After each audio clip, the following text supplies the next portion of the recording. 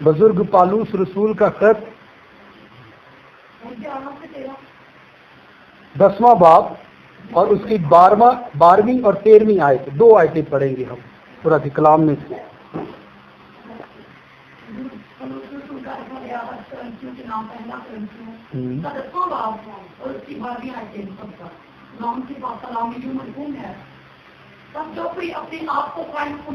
بس جو کوئی اپنے آپ کو قائم سمجھتا ہے وہ خبردار رہے کہ گر نہ پڑے۔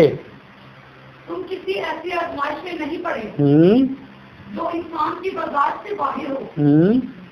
خدا سچا ہے تو تم کو تمہاری طاقت سے زیادہ آزمائش میں نہ پڑنے دے گا، بلکہ آزمائش کے ساتھ نکلنے کی راہ بھی پیدا کر دے گا تاکہ تم برداشت کر سکو۔ آمین۔ 12ویں آیت پر ہم غور کریں گے۔ خدا کے کلام میں سے ہم نے حصہ پڑھا، بڑا غور طلب ہے۔ اب یاد رکھیں، جب بات پالوس رسول کے خط کی جاتی ہے تو پالوس رسول نے کلیسیاؤں کو خط لکھا۔ کلیسیاؤں کو کیا لکھا جی؟ خط لکھا۔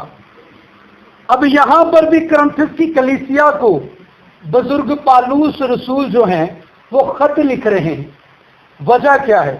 کیونکہ کلیسیا کے اندر بہت سی پریشانیاں آ گئی ہیں، کلیسیا کے اندر بہت سے تفرقے آ گئے ہیں، کلیسیا کے اندر بہت سی غلط تعلیمات آ گئی ہے، کلیسیا کے اندر بہت سے غلط سوچیں آ چکی ہیں، اور پالوس رسول پھر رہنمائی کرتا ہے، مسیح میں کے تعلق سے رہنمائی کرتا ہے کہ جس طرح میں اور آپ یہ سمجھتے ہیں کہ میں مسیح میں قائم ہوں، آج ہم میں سے کوئی بھی ایسا شخص نہیں ہے جو یہ دعویٰ نہ کرے کہ جی میں مسیح کے ساتھ نہیں چلتا، میں مسیح میں قائم ہوں، میں مسیح کے ساتھ وفادار ہوں، میں خدا کے ساتھ وفادار ہوں، میں اس کے بیٹے اپنے منجی خدا یسوع مسیح کے ساتھ وفادار ہوں۔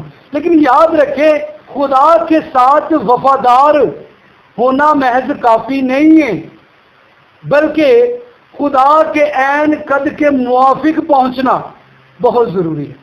مسیح یسوع نے کیا فرمایا کہ تم مجھ سے بھی بڑے کیا کرو گے؟ کام کرو گے۔ اگر مسیح یسوع نے اندھوں کو بینائی دی ہے تو یاد رکھیں ہمیں اس سے بھی بڑے کام کرنے ہوں گے۔ یہ ایک لیول ہے، یہ ایک معیار ہے جو خدا نے بنی نوع انسان کے لیے، اپنے محبت کرنے والوں کے لیے رکھ دیے۔ آج میں نے اور آپ نے، اگر ہم اس چیز کے دعوے دار ہیں، ہم اس چیز کے حقدار ہیں، تو ہمیں پہلے خود پر کیا کرنا ہوگا؟ غور کرنا ہوگا، ہمیں خود پر دھیان کرنا ہوگا۔ آج ہمارے معاشرے کے اندر اکثر یہ پایا جاتا ہے کہ ہم خود پر غور نہیں کرتے، ہم ہمیشہ دوسروں پر غور کرتے ہیں۔ اور بائبل مقدس میں ایسا ہوا بھی ہے، جب یسوع مسیح کے شاگرد یسوع مسیح کے پاس آئے تو یسوع مسیح نے ایک بڑی خوبصورت تمثیل بیان کی۔ یسوع مسیح نے کہا کہ ایک امیر شخص تھا اور ایک محصول لینے والا شخص تھا، اور جب امیر شخص دعا کے لیے گیا تو اس نے جو دعا کی وہ ایسی دعا کی جو خدا کی بارگاہ میں مقبول نظر نہ ہوئی۔ اس نے دعا کیا کی؟ اس نے کہا، اے خداوند میں تیرا شکر کرتا ہوں، میں تیرے نام کو مبارک کہتا ہوں، میں تیری تعریف و تمجید کرتا ہوں۔ دیکھ میں تیری بارگاہ میں جھکا ہوں، تیری حضوری میں سر نبو ہوں، میں ہفتے میں ہر سبت کے دن تیری حضوری میں آتا ہوں، التجا کرتا ہوں، میں بے یکی دیتا ہوں، میں ہدیہ دیتا ہوں، میں یتیموں اور مسکینوں اور بیواؤں پر ہاتھ رکھتا ہوں، ان کی مدد کرتا ہوں۔ میں اس محصول لینے والے کی طرح نہیں ہوں، اس محصول لینے والے کی طرح۔ یاد رکھیں، کبھی کبھی ہم اپنی دعاؤں کو خود خراب کر لیتے ہیں، ہم اپنے معاملات کو خود خراب کر لیتے ہیں۔ جو خدا کے ساتھ ہمارا ریلیشن ہوتا ہے ہم اسے خود خراب کر لیتے ہیں، جس طرح اس امیر شخص نے کیا۔ پہلے جو دعا کی، جو برکات مانگی، جو بلیسنگ مانگی، جو شکر گزاری کی، وہ ٹھیک تھی، لیکن جب اس نے اس جملے کو ایڈ کیا کہ میں اس محصول لینے والے کی طرح نہیں ہوں، نہیں، میں اس کی طرح نہیں، اگر وہ وہیں پر اپنے آپ اپنے اوپر ہی غور کرتا تو دعا میں کچھ فرق آ جاتا، دعا میں کچھ، لیکن اس نے دوسرے کو ایڈ کیا، دوسرے کو شامل کیا۔ آج بعض اوقات ہماری زندگی میں بھی ایسے معاملات ہوتے ہیں، ہم ایسے موڑوں پر آ کھڑے ہوتے ہیں کہ ہم خود پر نہیں بلکہ دوسروں کے معاملات پر غور کرنا شروع کر دیتے ہیں، دوسروں کی زندگیوں پر غور کرنا شروع کر دیتے ہیں، اور خدا سے اپنے لیے نہیں بلکہ ان کی برائیاں پیش کرنا شروع کر دیتے ہیں۔ لیکن اس محصول لینے والے نے ایسا نہیں کیا، بلکہ کیا لکھا اس کے حق میں کہ اس نے اپنے آپ کو اس لائق بھی نہیں سمجھا کہ یہ آسمان کی طرف اپنا چہرہ اٹھائے، اپنی نظر اٹھائے، اور چھاتی پیٹ پیٹ کر کہنے لگا اے خداوند مجھ گناہگار پر کیا کر، رحم کر۔ کم اچھا نہیں، کم اچھا، لیکن خدا دی حضوری کے آندہ سلیقہ انہوں ہے جی، انہوں پتا ہے کہ جدو میں خدا دی بارگاہ سے آنا ہے کہ میں اپنے گناہوں کس طور سے معاف کروانا ہے، انہوں یہ پتا ہے، محصول لینا ہے۔ لکھا کہ اس نے اپنے آپ کو اس لائق بھی نہیں سمجھا، اور آنسو بہا بہا کر، گریہ زاری کر کر کے کہنے لگا مجھ گناہگار پر کیا کر، رحم کر، رحم کر۔ آج جب بھی ہم اپنی زندگیوں پر جب یاد رکھیں، جب اپنی زندگیوں پر غور کرتے ہیں تو ہمیں بہت سی چیزیں دکھائی دیتی ہیں، ایوی تیرے پیڑ، ایوی تیرے پیڑ، ایوی تیرے پیڑ، ایوی تیرے پیڑ۔ ہم ان برائیوں کو اسی لیے نہیں دیکھنا پسند کرتے، اور ہم دوسروں کی برائیوں کو دیکھنا، اور بس کوئی جان لے، ٹھیک ہے جی، یہ بات بہت خاص ہے جی، ہمیں جاننے کی اور سمجھنے کی اور پہچاننے کی کیا ہے کہ ضرورت ہے۔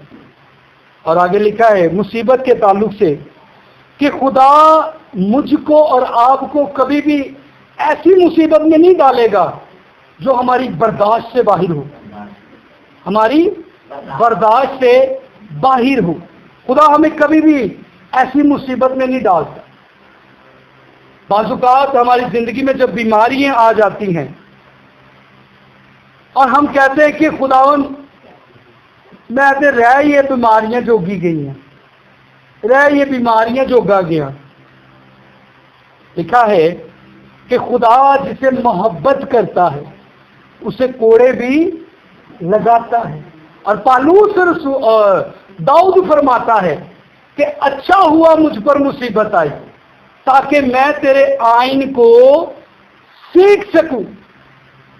اور جب بھی آپ پر مصیبت، بیماری، پریشانی، دکھ، کرائسس، غربت جیسی بھی وبائیں آتی ہیں تو یاد رکھیں خدا اس سے زیادہ نہیں دے گا کہ آپ دب جائیں، آپ دب جائیں۔ اور لکھا ہے کہ پھر خدا اگر مصیبتیں آتی ہیں، چیزیں آتی ہیں، تو خدا انہی سے نکلنے کا رستہ بھی دیتا ہے، خدا انہی سے رستہ پیدا کر دیتا ہے، وہی سے رستہ نکلنا بنا دیتا ہے، اور آپ نکل جاتے ہیں۔ آپ نے کبھی غور کیا ہو سکتا ہے آپ کی زندگی میں یہ تجربہ ہو کہ آپ کے پاس بہت زیادہ پیسے ہیں لیکن کوئی شخص آپ کا بیمار ہے یا آپ خود بیمار ہیں، آپ رقم پر رقم لگائی جا رہے ہیں، رقم پر رقم لگائے جا رہے ہیں، لیکن علاج نہیں ہو پا رہا۔ آپ کا بڑا تعلق ہے جی وکیلوں کے ساتھ، پولیس کے ساتھ، جج کے ساتھ، آپ کا بڑا تعلق ہے جی، لیکن آپ پر ایک ایسا مقدمہ ہو گیا ہے، آپ کے پاس حل ہی نہیں نکل رہا. وجہ کیونکہ وہ حل آسمان سے نہیں ابھی تک نازل ہوئی، وہ شفا آسمان سے ابھی تک نہیں نازل ہوئی، وہ نجات آسمان سے ابھی تک نہیں نازل ہوئی. اور جب خدا مقبول کر دیتا ہے تو سیانے کی کہاوت ہے کہ رام آن لگے تے مٹی دی چونڈی تو بھی آ جاتا ہے. مٹی دی اس کی لاجک کیا ہے؟ اس کی لاجک ہے کہ شفا دینے والا خدا ہے، اور اگر وہ چاہے آپ کو شفا دے تو وہ مٹی سے بھی دے دیتا. اگر وہ آپ کے معاملات کو درست کرے تو ننگدا بندہ بھی کہہ دیتا یار تیرا مسئلہ کی ہے، اور چھڈ پرا چلا میرے نال مسئلہ ہے. اس لیے میرے عزیزو یاد رکھیں، پہلی بات کہ ہم نے مسیح میں قائم کس طور پر رہنا ہے، اور پھر ہم اپنی مصیبت پر غور کرنی ہے کہ اگر مصیبت ہم پر آ رہی ہے تو خدا ہم سے جواب طلب کرنا چاہتا ہے، خدا ہم سے کلام کرنا چاہتا ہے، خدا ہم سے بات کرنا چاہتا ہے. میں کل ایک خاندان میں تھا دعا کے لیے، تو وہاں پر ایک بات میں نے کی، خاندان کو بڑی پسند آئی. میں نے کہا جی جب بھی کوئی ہماری زندگی میں معاملات آتے ہیں ہم ہمیشہ یہ کہتے ہیں بھائی صاحب میرے لیے دعا کرے، پیارے بھائی میرے لیے دعا کرے، بہن میرے لیے دعا کری، بہن میرے لیے دعا کری. ہم ہمیشہ یہ کہتے ہیں. کیا کبھی ہم نے یہ نہیں سوچا کہ مجھ پر مصیبت آئی ہے میں دوسروں کے لیے دعا کروں؟ مصیبت مجھ پر آئی ہے اور میں دوسروں کے لیے کیا کروں؟ دعا کروں. جیسے یہاں پر بہنیں ہیں، بھائی ہیں، ایک دوسرے سے کہیں، بھائی بہنوں سے کہیں کہ بہن میں تیرے لیے دعا کی ہے، بہنیں بھائیوں سے کہیں کہ بھائی میں نے آپ کے لیے دعا کی ہے. آپ کو ایک بڑی خوبصورت بات بتاتا ہوں. میرا ایک دوست ہے، میں اس کی دکان پر بیٹھا، دو میاں بیوی تھے، بڑے پریشان، پتہ نہیں کیا پریشانی تھی، کیا دکھ تھا انہیں. آپس میں باتیں کر رہے ہیں اور باتوں میں اس قدر مگن ہیں، اس قدر اپنی پریشانی کے اندر مبتلا ہیں کہ انہیں نہیں اس چیز کا احساس کہ جو باتیں ہم کر رہے ہیں وہ کافی دور تک کر جا رہی ہے.